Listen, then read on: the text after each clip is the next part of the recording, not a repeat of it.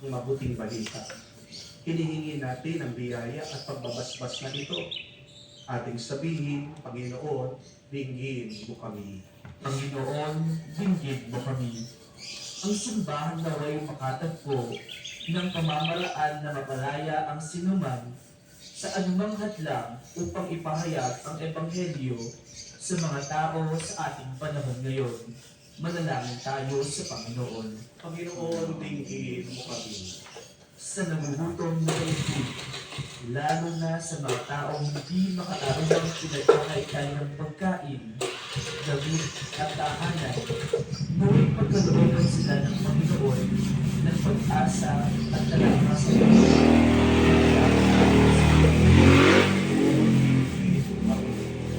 ang lahat ng mga Kristiyano naway hindi maging mga taong mapagkunwari na sumunod sa batas, kundi maging mga taong may pusong gagawin ang mabuti at nararapat bilang mga anak ng Diyos. Manalangin tayo sa Panginoon. Panginoon, dinggin mo kami. Sa katahimikan po ng ating puso, banggitin natin at sabihin sa Diyos ang ating mga personal na pangangailangan. Mapagmahal na Diyos, inaangkin namin na kami ay sa iyo at sa iyong anak. Sa pamamagitan ng Espiritu Santo, tulungan mo kami mahalin ka sa pamamagitan ng aming pagkalinga at pagbibigay kasiyahan sa aming kapwa. Hinihiling namin ito sa pamamagitan ni Kristo aming Panginoon. Amen.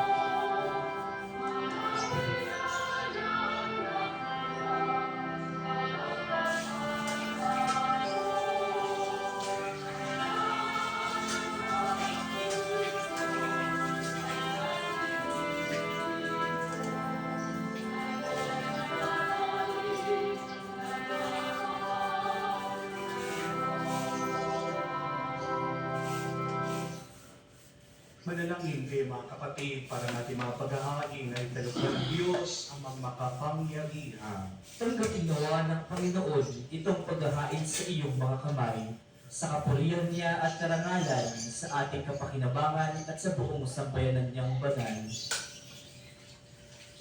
Ama naming lumikha, ipagkaloob mong marapat na ganatin ang banal na paghahain sapagkat tuwing pinagdiriwang ang alaala ng anak mong nag-alay sa pagliligtas niya sa tanan ay nangyayari upang aming pakinabangan.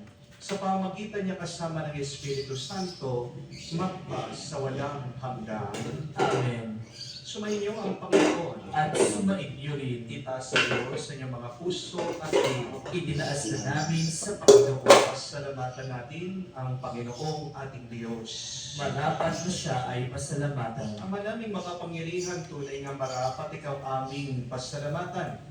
Pinagbibigyan mong itong aming maihaya, kahit na ito'y walang anumang maidaragdag. Sa kadakilaan sa iyo ay likas. Sa pagpupuri namin ay nakikinabang, ay kami rin namang iyong pinakikiharapan. sa pamamagitan ng iyong anak na minamahal. Kaya kaisa namang anghel nagsisiawit ang papuri sa iyo nang walang humpay sa kalangitan. Kami nagbubuni sa iyong kadakilaan.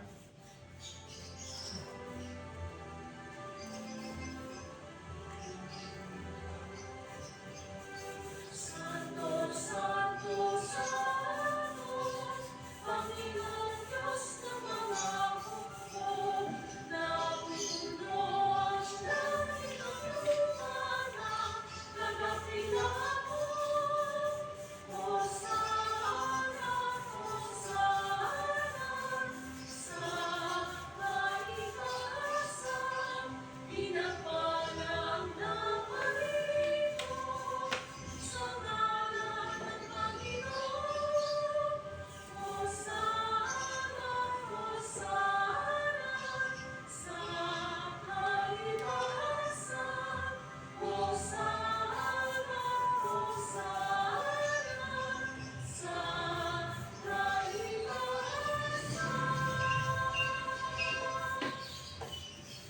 Ama naming banal, ikaw ang bukal ng tanang kabanalan. Kaya sa pamagitan ng iyong Espiritu, gawin mong banal na mga kaloob na ito, upang para sa amin maging katawan at dugo ng aming Panginoong Yesu Kristo. Bago niya pinagtiis ang kusang loob na maging handog, hinawakan niya tinapay, pinasalamatan kanya, pinaghati-hati niya iyon, inabot sa kanyang malagad at sinabi, tanggapin ninyong lahat ito at kanin. Ito ang aking katawan na ihahandog para sa inyo.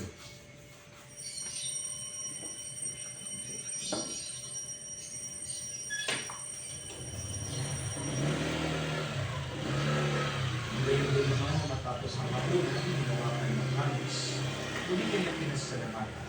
Inabot niya ang kanis sa kanyang malagad at sinabi, tanggapin ninyong lahat ito at inumin.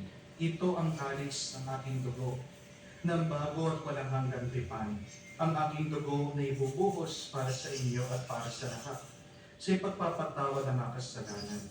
Gawin ninyo ito sa pag-alaala sa akin.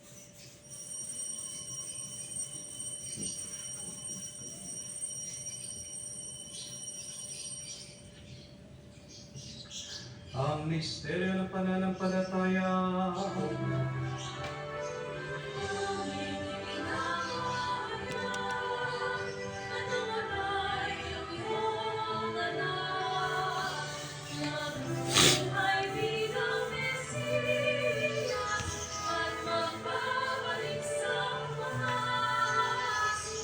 Na kahit minutes na tayo mga Lods. Bye-bye. Salamat.